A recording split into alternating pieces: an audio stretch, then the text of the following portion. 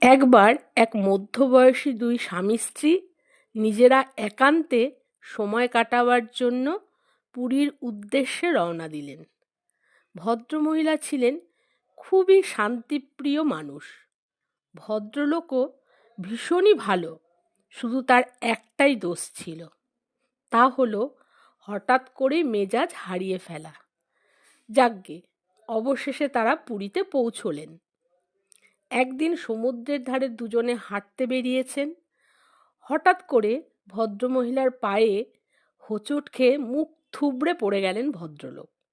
ব্যাস, মেজাজ হারিয়ে উঠেই সপাটে তার স্ত্রীর গালে চড় মেরে বসলেন। দোষটা কিন্তু ভদ্রমহিলার ছিলই না, ছিল ভদ্রলোকটির। তবুও চুপ করে সবটা সহ্য করে নিলেন ভদ্রমহিলা, কিন্তু মনটা কষ্টে ভরে উঠেছিল। তাই তিনি তার দুঃখটা বসে বসে বালিতে লিখে ফেললেন। তারপর দুজনে তাদের ঘরে ফিরে এলেন। পরদিন সমুদ্রে স্নানের পালা। স্নান করতে নেমে ভদ্রমহিলা ঢেউয়ের স্রোতে এতটাই দূরে চলে গেলেন যে আর কিনারে ফিরতে পারছিলেন না। তখন ভদ্রলোক নিজের জীবনের ঝক্কি নিয়ে তার স্ত্রীকে পাড়ে ফিরিয়ে আনলেন।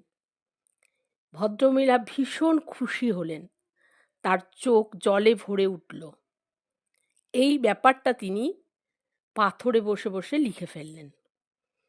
এই দেখে ভদ্রলোক তার স্ত্রীকে প্রশ্ন করলেন, আচ্ছা, সেদিন তোমায় মারলাম সেটা তুমি বালিতে লিখলে, আর আজ পাথরে কেন? স্ত্রী উত্তর দিলেন, সেদিন তোমার ওই ব্যবহারটা আমার জন্য যন্ত্রণার ছিল, তাই বালিতে লিখেছিলাম, যাতে জলের ঢেউ এসে ধুয়ে দিয়ে যায়। আর আজকের ব্যাপারটা আমার জন্য গৌরবের, তাই আমি চাই এটা চিরজীবনের জন্য অমর হয়ে থাকুক।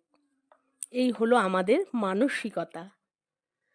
আমরা প্রতিটা মানুষই ভালো মন্দে গড়া, তাই আমাদের উচিত মন্দটাকে সরিয়ে ভালোটাকে আঁকড়ে এগিয়ে যাওয়া।